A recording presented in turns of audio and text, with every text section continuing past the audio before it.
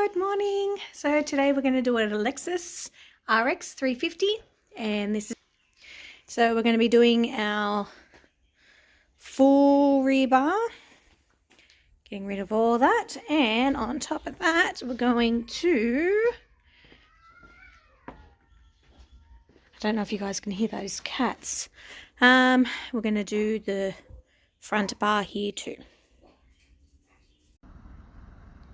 So here's the Lexus after it's finished. We did the full rebar.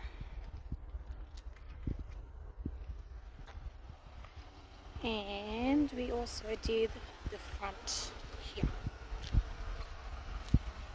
All beautiful. Nothing left.